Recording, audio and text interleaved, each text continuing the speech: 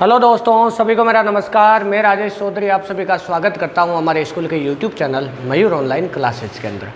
तो भाई अभी हमारे चल रहा है क्लास 12 का 11वां चैप्टर ज्योमेट्रिकल ऑप्टिक्स मतलब किरण प्रकाश की।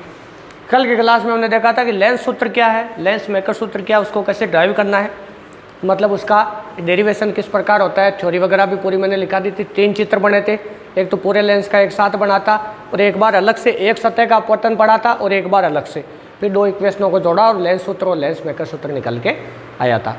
अब देखो कुछ इसमें स्पेशल केस होते हैं भाई। जैसे मैं कहूँ आपको कि इसके नीचे लिख सकते हो आप केस फर्स्ट, ये इसका हिस्सा नहीं है भैया ना, डेरिवेशन का हिस्सा नहीं, डेरिवेशन वहीं तक था। अब देखो इसके अंदर अगर आप ध्यान से देखो तो केस फर्स्ट में क्या हो जाएगा कि देखो इसके अंदर हो जाएगा भाई कि म्यू एल बड़ा हो म्यू एम से।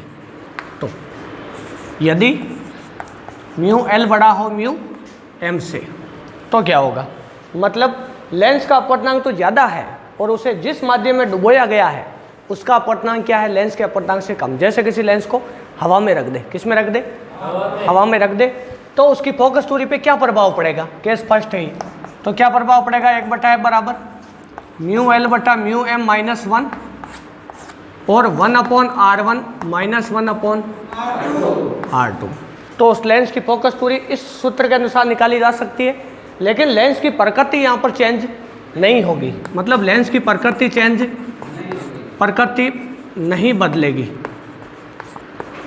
नहीं बदलेगी, फोकस दूरी बदल जाएगी लेकिन इसकी प्रकृति नहीं बदलेगी। अब देखो प्रकृति कैसे नहीं बदलेगी, क्योंकि ये बड़ा है और ये छोटा है तो ये चीज़ धनात्मक रहेगी, तो इसकी फोकस दूरी मतलब उत्तल लेंस जो है वो तो व्यवहार करेगा अभिसारी लेंस की तरह, और जो अवतल लेंस है वो व्यवहार करेगा अपसारी लेंस की तरह। किसकी तरह, अपसारी लेंस की तरह व्यवहार करेगा। ये इसके अंदर ये चीज़ है ना। अब देखो इसके बाद ये हुआ केस फर्स्ट। केस सेकंड में देखो, अगर इसमें आप एक केस सेकंड में देखो तो केस सेकंड में क्या हो जाएगा, केस सेकंड में हो जाएगा म्यू एल छोटा हो म्यू एम से। तो अगर इससे छोटा है तो म्यू एल बटा म्यू एम की वैल्यू क्या आएगी, 1 से छोटी आएगी। अगर 1 से छोटी आएगी तो 1/f बराबर होगा म्यू एल बटा म्यू एम माइनस 1 और ये होगा 1/r1 माइनस 1/r2।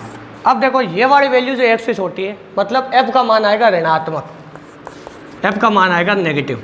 f का मान नेगेटिव आने का क्या मतलब हुआ, अगर मैं उत्तल लेंस के लिए बात करूं, मैंने कहा था उत्तल लेंस की फोकस दूरी कैसी होती है, बताओ देख। उत्तल लेंस की फोकस दूरी, उत्तल लेंस की फोकस दूरी धनात्मक होती है कि ऋणात्मक होती है? उत्तल लेंस की फोकस दूरी कैसी होती है, धनात्मक होती है ऋणात्मक होती है?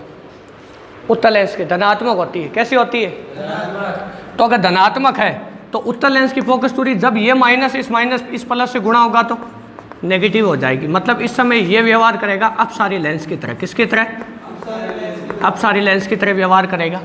और अगर अवतल लेंस की मैं बात करूं तो अवतल लेंस में क्या हो जाएगा, अवतल लेंस की फोकस दूरी होती है ऋणात्मक, तो ये माइनस प्लस पॉजिटिव, मतलब ये अभिसारी लेंस की भांति व्यवहार करेगा, अभिसारी लेंस की तरह। तो इसमें कैसे लिखोगे आप, पहले ये लिख लो, ये फॉर्मूला नीचे लिख दो, तो f का मान आएगा नेगेटिव, तो नीचे लिख देना उत्तल लेंस तो व्यवहार करेगा अपसारी लेंस की तरह और अवतल लेंस व्यवहार करेगा अभिसारी लेंस की तरह, मतलब दोनों की लेंस की प्रकृति इस समय चेंज हो जाएगी। अब इसके बाद देखो वीडियो को पॉज करके उतार लेना, ये पूरा जैसे नहीं लिखना है, इसमें लिखना है उत्तल लेंस तो व्यवहार करेगा अपसारी की तरह, अवतल लेंस व्यवहार करेगा, मतलब प्रकृति चेंज हो जाएगी लेंस की। अब देखो यदि म्यू एल बराबर हो म्यू एम के, तो भाई म्यू एल अगर बराबर हो म्यू एम के तो क्या हो सकता है, तो म्यू एल बटा म्यू एम की वैल्यू हो जाएगी 1, तो यहाँ एफ की वैल्यू कितनी हो जाएगी बताओ देखिए, ये हो जाएगी 0। क्यों होगी 0, 1/f की वैल्यू, क्योंकि ये दोनों बराबर है तो 1 में से 1 गया तो 0, उल्टा करेंगे एफ का मान आया अनंत। अब सोचो फोकस दूरी अनंत किसकी होती है, फोकस दूरी अनंत किसकी होती है, फोकस दूरी अनंत होती है तो समतल कांच की जो पट्टिका होती है ना उसकी हमेशा फोकस दूरी क्या होती है, अनंत होती है।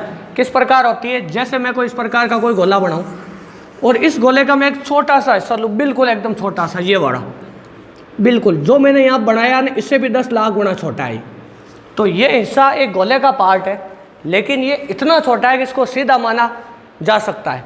तो अगर मैं ऐसी कोई पट्टिका बनाऊँ ना एकदम सीधी, और मैं कहूँ ये किसी गोले का पार्ट है, तो इसका गोला देखो कितना बड़ा बनेगा। इस प्रकार एकदम पूरा बड़ा गोला बनाना पड़ेगा, बहुत बड़ा गोला बनेगा।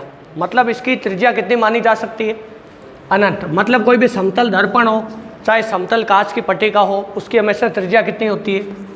अनंत होती है भाई। कितनी होती है? अनंत होती है। अब देखो यहाँ पर इसकी फोकस दूरी अनंत है, मतलब r बराबर 2f है। r बराबर क्या होता है? 2f।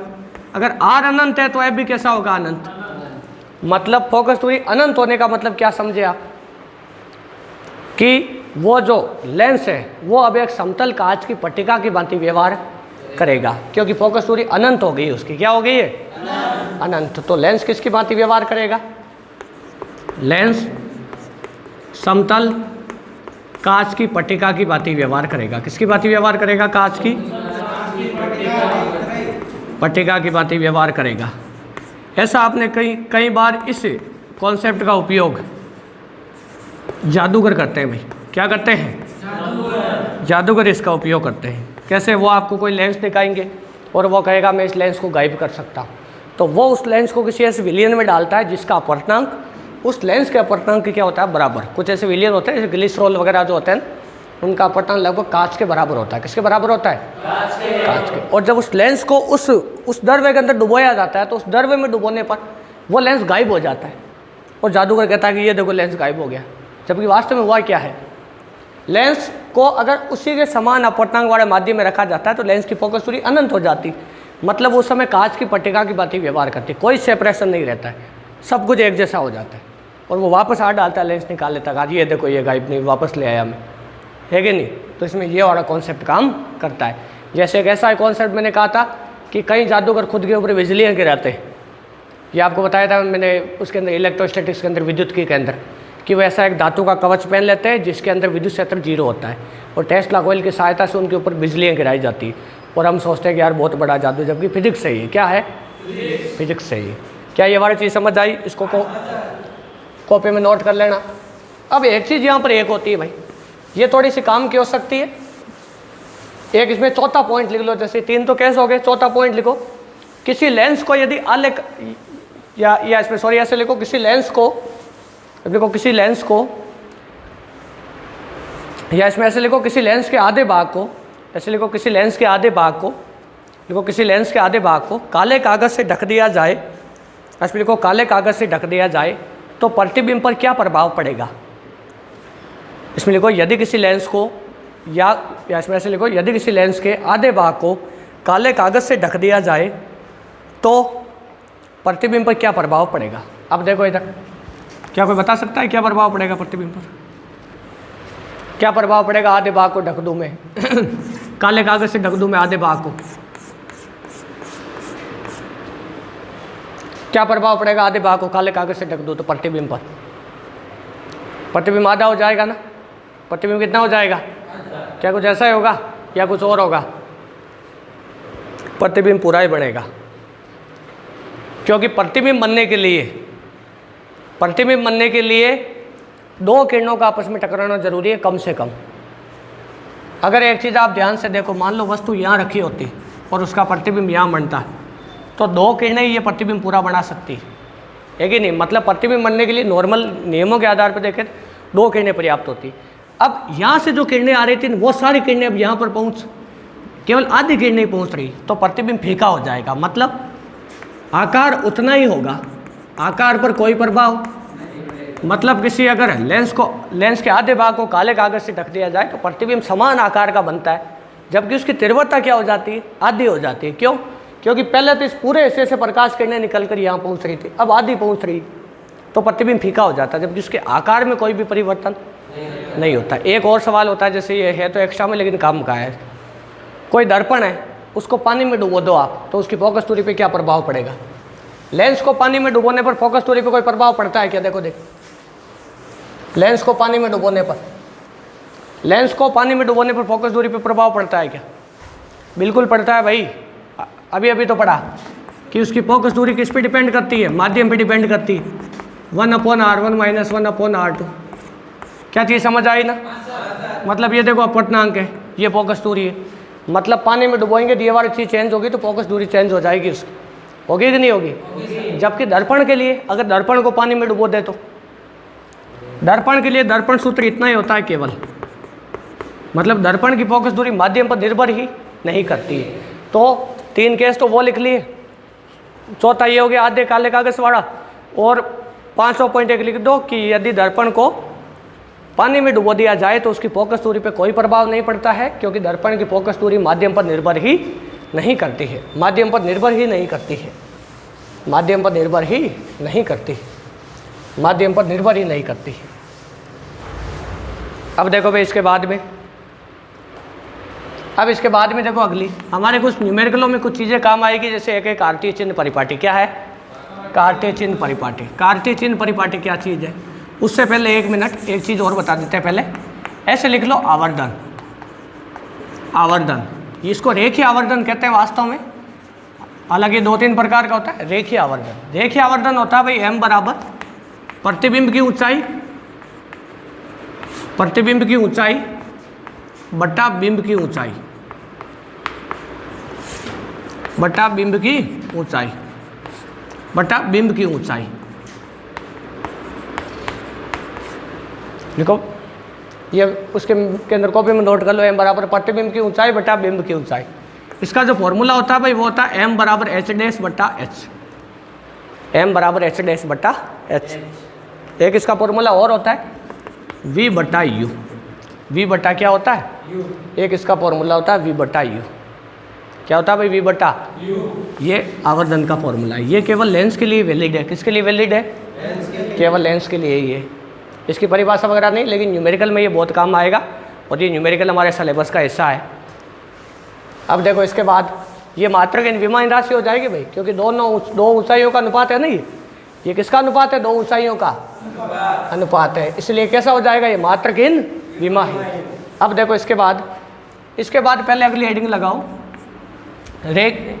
लेंस की समता, लेंस की समता, लेंस की समता, पावर ऑफ लेंस, पावर,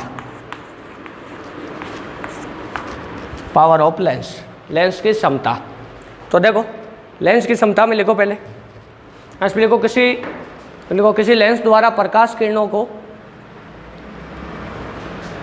इसमें लिखो किसी लेंस द्वारा प्रकाश किरणों को अभिसारित या अपसारित करने के सामर्थ्य को ही, देखो किसी लेंस द्वारा प्रकाश किरणों को, देखो किसी लेंस द्वारा प्रकाश किरणों को, देखो किसी लेंस द्वारा प्रकाश किरणों को, देखो प्रकाश किरणों को अभिसारित या अपसारित करने के सामर्थ्य को ही, देखो अभिसारित या अपसारित करने के सामर्थ्य को ही, देखो अभिसारित या अपसारित करने के सामर्थ्य को ही लेंस की समता कहते हैं। किसी लेंस द्वारा प्रकाश किरणों को अभिसारित या अपसारित करने के सामर्थ्य को ही लेंस की समता कहते हैं। तो देखो भाई लेंस की समता क्या हो जाएगी? अब देखो लेंस की समता का फॉर्मूला, अभी के लिए कुछ मत उतारना, केवल देखो अभी P बराबर 1/f है। लेंस की समता का मात्रक क्या हो जाएगा? बताओ देखिए, इसको बताओ दे क्या होगा? लेंस की क्षमता का मात्रक क्या होता है? 10th पे पढ़ा था। डायोप्टर के अलावा क्या हो सकता है? देखो देखिए,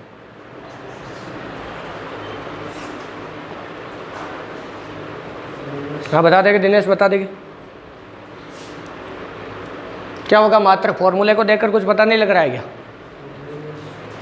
मीटर इनवर्स। क्या होगा? क्या होगा? गलत है। लेंस की क्षमता का वास्तव में कोई मात्रक होता ही नहीं है। ये मात्रक बनाया गया है। ऐसा क्यों होता है? देखो अब देखो ढंग से, ये जैसे कोई लेंस है, इस लेंस में देखो जैसे प्रकाश की किरण आ रही है, देखो इस प्रकाश की किरण को इस तरफ जाना चाहिए था ना, लेकिन ये इस तरफ ना जाकर लेंस की इसको इस प्रकार मोड़ देगा ना, और ये यहाँ पर जाके टकराएगी और यहाँ पर बनेगा, मान लो ये फोकस बिंदु है। कौन सा बिंदु है? फोकस बिंदु पे जाके मिले, क्योंकि मुख्य अक्ष के समांतर आने वाले प्रकाश किरण कहाँ जाके मिलती? फोकस बिंदु पे जाके टकराती है या मुख्य अक्ष पर फोकस बिंदु पर काटती है। अब देखो यहाँ पर, अगर मैं यहाँ पर एक ऐसी लाइन खींच दूँ और इस ऊंचाई को मैं h नाम दे दूँ, h इस ऊंचाई को मैं ऐसे इस प्रकार, ये O हो गया, या P नाम दे दो, और ये F हो गया, ये हो गया A। तो ये वाला एंगल ही होता है एंगल ऑफ डेविएशन, मतलब विचलन कोण। डेल को क्या कहते हैं? विचलन कोण कहते हैं, एंगल ऑफ डेविएशन कहते हैं, विचलन कोण। मतलब प्रकाश की किरण को किधर जाना चाहिए था, अगर लेंस नहीं होता तो प्रकाश किरण किधर जाती, लेंस नहीं होता तो क्या इस प्रकार सीधे निकलती ना, जबकि लेंस की वजह से प्रकाश किरण का अपवर्तन हुआ, ये नीचे की तरफ ऐसे आई और एफ के ऊपर टकराई, क्या कुछ ऐसा ही हुआ ना। तो लेंस ने प्रकाश किरण को कितना मोड़ा, लेंस ने कितना मोड़ा, डेल कोण के बराबर मोड़ा ना, इसे लेंस की समता कहते हैं वास्तव। अब ये एंगल डेल है तो ये भी एंगल क्या हो जाएगा, डेल, और ये ऊंचाई एच हो जाएगी, ये वाली दूरी हो जाएगी एफ, कितनी हो जाएगी, एफ हो जाएगी। तो अगर आप इस चीज़ को ध्यान से देखो तो मैं इसमें अगर टेन डेल लूँ, इसको नाम दे दो त्रिभुज ए पी, और ये हो गया हमारे कौन सा एफ, ए पी एफ में अगर मैं टेन डेल लूँ तो ये होगा लंब बटा आधार बराबर, ये देखो क्या हो जाएगा लंब बटा आधार में एच बटा एफ हो जाएगा ना, तो ये हो जाएगा एच बटा एफ। अगर डेल का मान अल्प हो, अगर थीटा अल्प होता है तो टेन थीटा किसके बराबर होता है, तो टेन थीटा लगभग बराबर होता है थीटा के, तो इस समय ये डेल के बराबर होगा एच बटा एफ के, किसके बराबर होगा, एच बटा एफ के। और इसी डेल को क्या कहा जाता है, पी कहा जाता है, क्या कहा जाता है, पी। तो पी बराबर क्या फॉर्मूला बन जाएगा, एच बटा एफ। ये लेंस की समता का मात्र यानी फॉर्मूला होता है वास्तव में। अब इसके नीचे कंडीशन लगा देंगे कि यदि एच बराबर 1 मीटर हो, कितना हो, 1 मीटर, 1 मीटर हो तो इसके ऊपर ब्रैकेट मत बनाना आप, है ना, इस पर रहना दो। एच बराबर 1 मीटर हो, अगर एच बराबर 1 मीटर हो तो पी बराबर क्या लिखा जाएगा, 1 बटा एफ। ये लेंस की समता का सूत्र है। चित्र बनाओ और पूरा उतार लो, इस पे ब्रैकेट बना देना।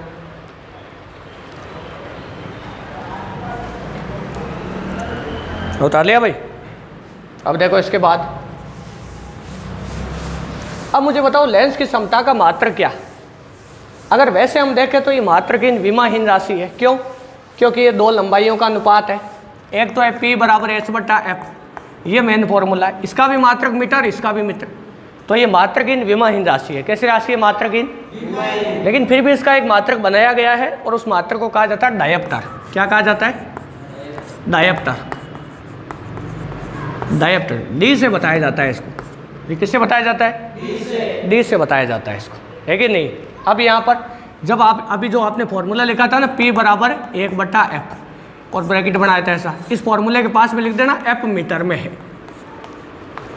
एफ को हमेशा आपको मीटर में लेना है, क्योंकि डायप्टर लेंस का समता का मात्रक डायप्टर तभी यूज किया जाता है जब ये जो फोकस दूरी है वो किस में हो? मीटर में हो। किस में हो? अगर फोकस दूरी सेंटीमीटर में दे दी तो ये कभी भी इसका मात्रक डायप्टर यूज किया नहीं जाएगा। तो ये वाली चीज़ लिख लो, मात्रक डायप्टर। पास में लिख देना विमाहीन राशि है, अदिश राशि है।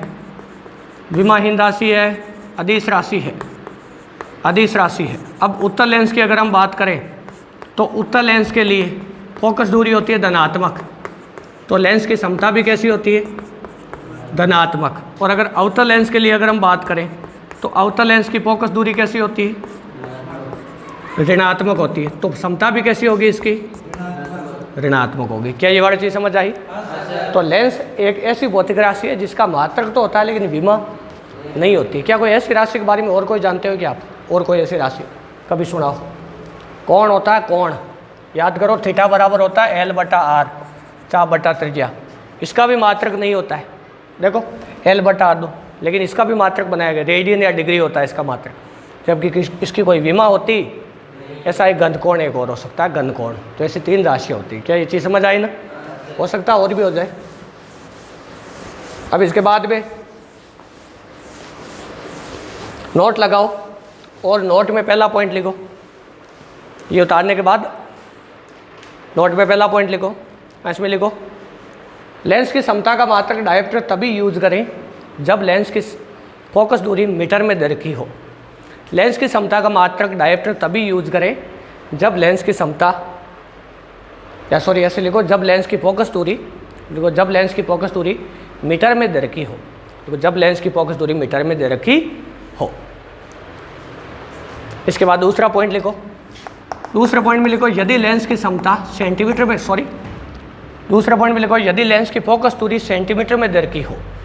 सेंटीमीटर में दे रखी हो, सेंटीमीटर में दे रखी हो। अगर सेंटीमीटर में दे देगा तो क्या करोगे? P बराबर 1 बटा एफ सेंटीमीटर में दे दिया, तो f सेंटीमीटर की जगह क्या लिख सकते हो आप, देखो मीटर में बदलना है, 100 का भाग देते हैं हमेशा, तो बटा के बटा में होगा तो ऊपर चला जाएगा, तो f सेंटीमीटर में। मतलब अगर f का मान सेंटीमीटर में दे देना, तब क्या करना आपको, ये वाला फॉर्मूला लगाओ, और इस समय इसका मात्र क्या हो जाएगा, फिर डायप्टर क्या हो जाएगा, डायप्टर हो जाएगा। ये चाहो तो ये कर लेना, वरना वो थोड़ा ज़्यादा अच्छा रहेगा। इसको चेंज कर लो ना, पहले चेंज कर लो और फिर यहाँ रख दो, है कि नहीं। अब देखो इसके बाद ये हो गई भाई आपके लेंस की क्षमता, क्या हो गई, लेंस की, दोनों के दोनों ये सिलेबस का हिस्सा है। अब देखो अगला हमारे जो टॉपिक है ना, वो है लेंसों का संयोजन। क्या है भाई, लेंसों का संयोजन।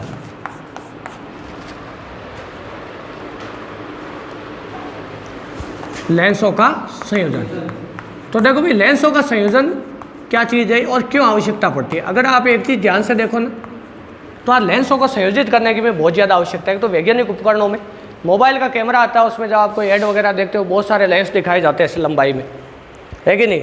मतलब कैमरे के अंदर दूरदर्शी बनाने में, सूक्ष्मदर्शियाँ बनाने में, कई प्रकार की चीज़ों में लेंसों का संयोजन बहुत ही ज़्यादा काम का है कि नहीं। तो उस हिसाब से हमारे भी सिलेबस का ये हिस्सा है लेंसों का संयोजन। मतलब लेंसों को जब संयोजित करते हैं ना, एक चीज़ याद करो, जब पत्रों को संयोजित किया था ना, इस प्रकार एक बार श्रेणी में जोड़ा था और एक बार समांतर में जोड़ा था। तो इस प्रकार जोड़ने पर उनका तुल्य पत्रोद क्या आया था, R1 + R2, और समांतर क्रम में जोड़ा था तो 1/R1 + 1/R2। वैसे लेंस की फोकस दूरी क्या होगी, तुल्य फोकस दूरी 1/F1 + 1/F2 होगी, या F1 + F2 + F3 इस फॉर्म में होगी। ये तो हमें डेरिवेशन करने पर ही पता चलेगा। तो देखो लेंसों का संयोजन, तो इसमें देखो जैसे मैं कहूँ आपको, ये एक लेंस है, दोनों पतले लेंस है बहुत ही ज़्यादा, और ये दूसरा लेंस है, बहुत पतले लेंस है दोनों। ये इनकी क्या है, मुख्य अक्ष क्या है, यहाँ से एक प्रकाश, यहाँ पर एक वस्तु रखी है, बिंदु वस्तु, जहाँ से कोई प्रकाश की किरण निकलती है। ये प्रकाश किरण ऐसे गई, उसके बाद इस लेंस में ऐसे गई, इधर जानी चाहिए थी, तो प्रतिबिंब यहाँ बनता आई डैश। आई डैश किसका प्रतिबिंब है, पहले लेंस का। किसका है, लेकिन जब ये दूसरे से गुजरेगी तो अभिलंब की और ज़्यादा झुक जाएगी और प्रतिबिंब बनेगा आई। यहाँ पर क्या चीज़ समझ आई। अब इसके प्रकाशीय केंद्र को P1 नाम दे दो और इसको नाम दे दो P2। ये लेंस L1 है, ये लेंस, इसकी फोकस दूरी F1 है, इसकी फोकस दूरी, ये दूरी हो गई U, और ये दूरी हो गई V1, और ये दूरी हो गई V। कितनी हो गई, V हो गई भाई। एक प्रकाश की किरण यहाँ बता दो ऐसे, ये इस प्रकार, है कि नहीं। तो देखो दो प्रकाश की किरणें बता दी। ये लेंसों के संयोजन का चित्र है, तो ये पहले डायग्राम नोट कर लो। हाँ तो देखो इस डायग्राम के नीचे लिखो भाई, इसके नीचे लिखो चित्रानुसार दो पतले लेंस, इसके नीचे लिखो चित्रानुसार दो पतले लेंस L1 व L2 है, लिखो L1 व L2 है, इसमें लिखो L1 व L2 है, लिखो L1 व L2 है, लिखो चित्रानुसार दो पतले लेंस L1 व L2 है, जिनको, इसके आगे लिखो जिनको, या इसमें ऐसे लिखो, इसमें ऐसे मत लिखो, ये जिनको मत लिखो, इसमें ऐसे लिखो, चित्रानुसार दो पतले लेंस L1 व L2 है, जिनकी मुख्य अक्ष एक दूसरे के संपाती है। देखो जिनकी मुख्य अक्ष एक दूसरे के संपाती है, वह दोनों को एक दूसरे के निकट, वे दोनों को एक दूसरे के निकट इस प्रकार रखा गया है कि दोनों के प्रकाशीय केंद्र अति निकट आ जाए। इसमें लिखो, वे दोनों को इस प्रकार रखा गया है, दोनों की मुख्य अक्ष संपाती है, वे दोनों को इस प्रकार रखा गया है कि दोनों के प्रकाशीय केंद्र अति निकट आ जाए। देखो इस प्रकार रखा गया है कि दोनों के प्रकाशीय केंद्र अति निकट आ जाए। देखो अति निकट आ जाए, प्रकाशीय केंद्र अति निकट आ जाए, देखो अति निकट आ जाए। देखो प्रथम लेंस की फोकस दूरी F1 है, वह द्वितीय, इसके आगे लिखो, वह द्वितीय लेंस की फोकस दूरी F2 है। देखो प्रथम लेंस की फोकस दूरी F1 है, वह द्वितीय लेंस की फोकस दूरी F2 है। लिखो F2 है, इसमें लिखो F2 है। क्या है भाई, F2 है। कितनी है, F2 है, F2 है। अब वही पहले एक लेंस के लिए लगाएंगे, उसके बाद दूसरे लेंस के लिए। तो इसमें देखो, इसके नीचे लिखो,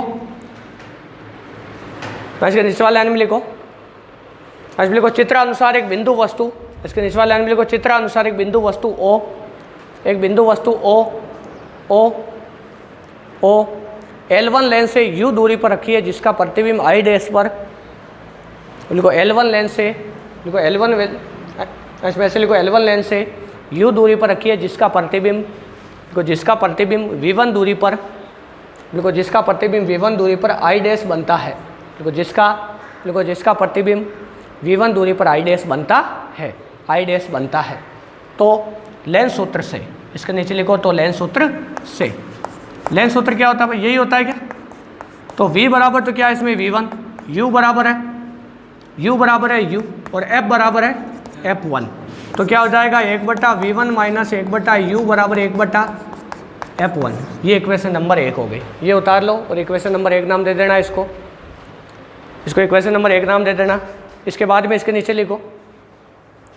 लिखो प्रथम लेंस से अपवर्तन के पश्चात जब प्रकाश किरण, लिखो प्रथम लेंस से अपवर्तन के पश्चात जब प्रकाश किरण द्वितीय लेंस से गुजरती है, लिखो द्वितीय लेंस से गुजरती है तो उसका एक बार और अपवर्तन होता है, लिखो तो उसका एक बार और अपवर्तन होता है, लिखो द्वितीय लेंस से गुजरती है तो उसका एक बार और अपवर्तन होता है, लिखो क्या तो उसका अपवर्तन, इसमें लिखो तो उसका एक बार और अपवर्तन होता है। वह द्वितीय लेंस के कारण प्रतिबिंब, इसमें लिखो वह द्वितीय लेंस के कारण प्रतिबिंब I पर बनता है, या इसमें एक मिनट रुको, ऐसे लिखो वह द्वितीय लेंस के कारण प्रतिबिंब V दूरी पर I पर बनता है, ऐसे लिख दो V दूरी पर I पर बनता है, इसमें लिखो V दूरी पर I पर बनता है।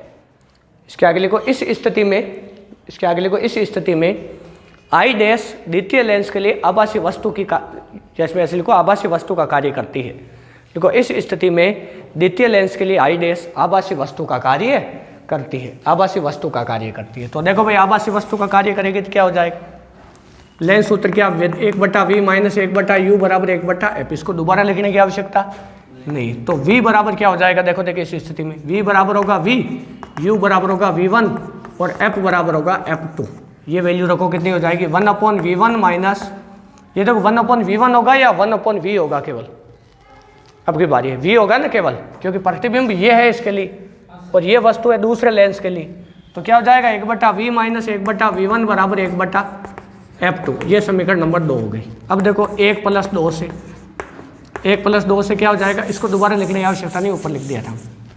1 + 2 से हो जाएगा 1/V1 माइनस 1/U बराबर, और ये हो जाएगा प्लस 1/V माइनस 1/V1 और बराबर 1/F1 प्लस 1/F2। क्या ये वाली चीज़ समझ आई? इससे देखो ये कैंसिल हो गया, तो क्या बचा 1/V माइनस 1/U बराबर 1/F1 प्लस 1/F2। अब अगर आप एक चीज़ यहाँ गौर से देखो, अगर मैं ये दोनों लेंस यहाँ ना बनाकर एक ही लेंस बना देता और उससे U दूरी पर कोई ऑब्जेक्ट को रखता तो उसका प्रतिबिंब I पर बनता ना ऐसे, और ये दूरी कितनी होती है इस स्थिति में V होती है, ये वाली दूरी, मतलब ये लेंसों का संयोजन किसी एक ही लेंस की तरह काम करता है। देखो इधर 1/V माइनस 1/U एक ही लेंस की तरह काम करता है, मतलब इन दोनों की जगह अगर हम एक लेंस माने तो उस एक लेंस की फोकस दूरी अगर हम F मान लें तो कितनी होगी फोकस दूरी उसकी, 1/V माइनस 1/U की जगह क्या लिख सकते हैं हम, 1/F लिख सकते हैं ना। तो 1/F बराबर 1/F1 प्लस 1/, इसको चाहो तो F इक्विवेलेंट कर दो, तुल्य फोकस दूरी। F इक्विवेलेंट क्या हो जाएगी, तुल्य फोकस दूरी। क्या ये वाली चीज़ समझ आई? तो ये हो गई तुल्य फोकस दूरी। अब इसमें एक तो आपको चिन्ह का ध्यान रखना है, चिन्ह रखते समय वो कह देगा आप सवाल के अंदर, वीडियो को पॉज करके उतार लेना इस चीज़ को। अब देखो, अब इसमें एक सवाल बनते हैं बहुत अच्छे भाई, हालांकि वो सवाल आपको कार्तीय चिन्ह परिपाटी पढ़ाने के बाद कराऊंगा मैं, लेकिन थोड़े बहुत आपको एक बार बता देता हूँ। ये देखो इसके अंदर होता है क्या, इस प्रकार वो देगा, दो लेंस है, इनको आपस में संयोजित कर दिए। देखो देखिए, एक लेंस है उत्तल लेंस, कौन सा है, और एक है अवतल, ये कौन सा है, वो कह देगा इसकी फोकस दूरी 25 सेंटीमीटर है, इसकी 20 सेंटीमीटर है। तो दोनों को संयोजन से तुल्य फोकस दूरी क्या होगी बताओ। तो इसकी फोकस दूरी तो लेनी है 1/F इक्विवेलेंट बराबर 1/+25 और इसकी लेनी है माइनस का 1/20। क्यों लेनी? क्योंकि इसकी फोकस दूरी धनात्मक होती है, इसकी कैसी होती है, ऋणात्मक होती है। तो ये वाली चीज़ न्यूमेरिकल ध्यान रखना है इसके अंदर। अब इसमें एक ये चीज़ होगी, इसकी फोकस दूरी आ गई, एक समता भी इसकी निकाली जा सकती है। अगर हम समता निकालें तो तुल्य समता क्या हो जाएगी बताओ। देखिए तुल्य समता 1/F को क्या लिखते हैं हम, P लिखते हैं ना, तो PQ बराबर P1 plus plus P3 plus dot dot Pn तक हो जाएगा। सेम यही कंडीशन देखो, है कि नहीं। हालांकि इसमें और भी बहुत सारे फॉर्मूले होते हैं, जैसे कोई दो लेंस है जिनको d दूरी पर रख दे एक दूसरे से, है कि नहीं, तो उनकी तुल्य फोकस दूरी वगैरह क्या हो जाती है। लेकिन ये सब कुछ एक्स्ट्रा में ये किताब में नहीं कही है ना। और इतना अब की बार हमारे पास इतना समय नहीं, समय बहुत कम है ना, और ख़राब भी है समय। अब देखो भाई, तो ये हो गया लेंसों का संयोजन। अब लेंसों के संयोजन का उपयोग क्या है, तो नीचे उपयोग लिख देना। पहला उपयोग लिख दो, इसके अंदर पहला उपयोग लिखो, इसके अंदर पहला उपयोग लिखो सूक्ष्मदर्शी में, दूसरा उपयोग लिखो दूरदर्शी में। पहला उपयोग लिखो सूक्ष्मदर्शी में, दूसरा दूरदर्शी में, कैमरे में, इसके बाद लिखो कैमरे में, इसके बाद तीसरा लिखो दूरदर्शी की नेत्रिकाओं के संविर्चन में। दूरदर्शी की नेत्रिकाओं को दूरदर्शी की नेत्रिकाओं के संविर्चन में, के संविर्चन में, देखो दूरदर्शी की नेत्रिकाओं के संविर्चन में। अब देखो भाई ये कंप्लीट है एकदम, लेंस का संयोजन कंप्लीट, लेंस की क्षमता कंप्लीट, लेंस मेकर सूत्र कंप्लीट। अब केवल दो तीन चीज़ें छोटी मोटी बची है जो इसके न्यूमेरिकल है, जो कार्तीय चिन्ह परिपाटी, और अलग से इसका पूरा एक लेक्चर बना देंगे न्यूमेरिकल का, जिसमें इसके सारे न्यूमेरिकल करा देंगे। क्या चीज़ समझ आई? वो तो बाकी काम कल की क्लास में बहुत है आज के लिए।